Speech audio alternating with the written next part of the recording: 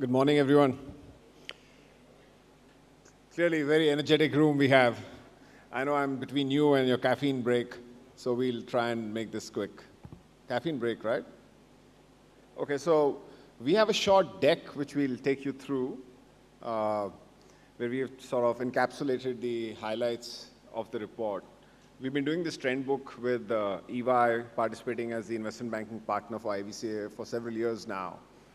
And this year has really been, how should I put it, a tough one for the industry with the amount of geopolitical uncertainty we have seen in the world over the last 12 months. In fact, through all of 2025, the change in the US tariff policy and its impact on trade globally. The geopolitical situation doesn't seem to end. Last 2 weeks have been really, really eventful, especially around crude oil prices and its impact on India. A lot of that is to be seen in terms of how it unfolds. But if I was to just sort of quickly summarize, PEVC investments grew by 8%, which I think is a great showing because this includes, this is after currency depreciation of almost 6% between the average rates that were used for 24 and 25, right? So even after that, there's an 8% growth in the amount of capital that has been deployed into the country in various asset classes.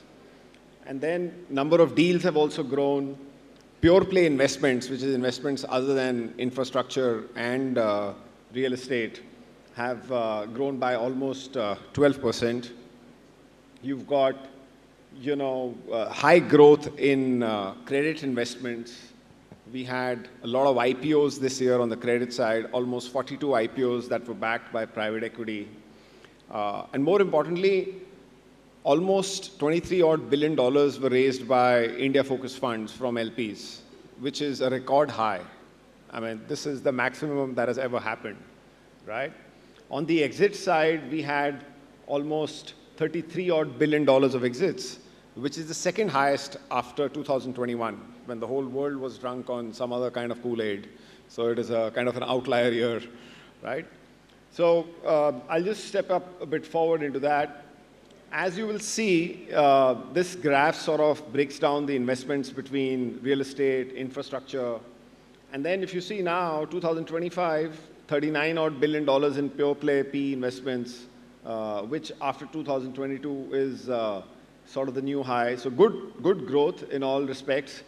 Given the geopolitical situation that we have seen and the overall uncertainty, I think it's a fairly good outcome. Indian private equity has shown its resilience.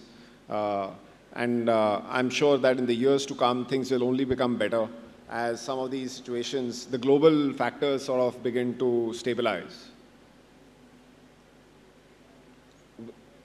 The other thing is that, the Indian private equity market has also been characterized by, the size of deals. The larger deals, which we classify as deals that are greater than $100 million, sort of hog most of the value that's sort of deployed. In terms of number, they remain more or less the same from 2024. But in value terms, you saw a decent uptick, right? About 8%. So fairly similar between smaller deals and larger deals. And this is a sort of an interesting slide. Till 2024, we had seen, when you look at it by strategy, buyout was the fastest growing strategy in 2024. And in 25, it has come down meaningfully. And part of the reason has been the competition that the buyout investors faced from the public equity markets in 2025, which were fairly robust. The IPO market was fairly large. And a lot of companies which would have otherwise been, say, a buyout candidate, ended up taking minority capital and listing, right? How that changes in the year to come is something that will be looked at very keenly. If indeed the lack of or the lesser amount of growth that Indian corporates have shown, coupled with maybe a potential derating of India, we could see multiples reduce, and that could actually have a positive impact on the pace of PEVC investments. Because the bid-ask spread between what the sellers want and what the buyers feel comfortable investing in is one of the largest reasons why we're not seeing more deal closures. It's not on account of lack of capital to be deployed. It's not on account of lack of intent to deploy capital. It is deploying the capital at the right price, right? But all the other strategies, whether it was growth or credit or startup and even pipe, they showed decent increase. Growth investments grew almost by, 27%, right? And if you see that, marry that with the currency depreciation, it's a fairly healthy growth.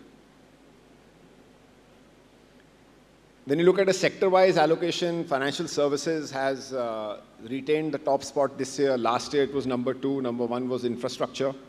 But if you were to exclude infrastructure and real estate for a side, because real assets is more or less a different strategy, you see it's financial services, technology, e-commerce, and these sectors have been the largest sectors attracting capital for a very long time when it comes to Indian PE/VC.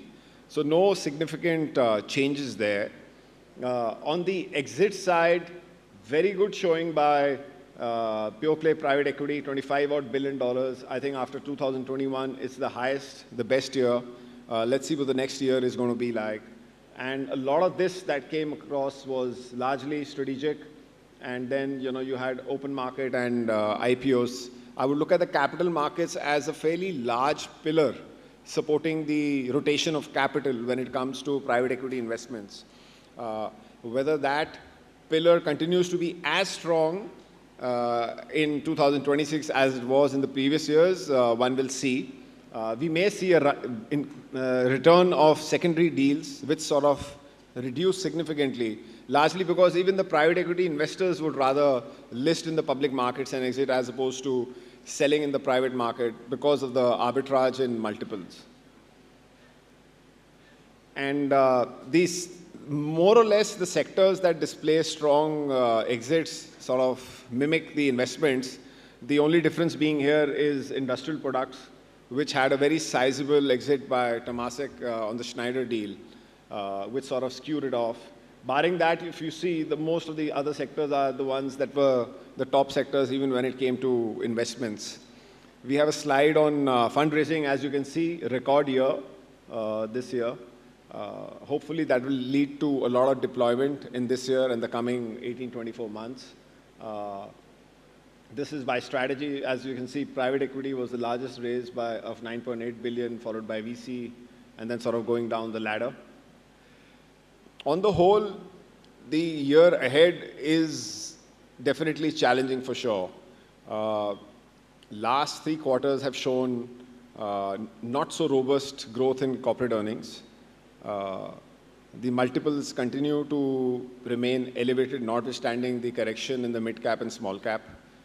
We hope things will change. We hope the bid-ask spread will converge. And we hope private equity investments pick up pace in 2026. Thank you very much.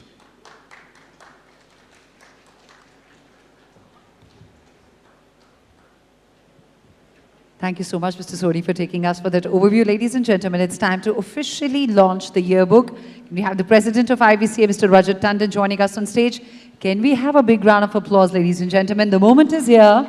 That is the launch of the IVCA EY Annual Trend Book 2027. The report that captures the evolving trends and the opportunities that will shape the future of India's alternate capital ecosystem. Thank you so much, Mr. Tandon and Mr. Soni, for doing the honors.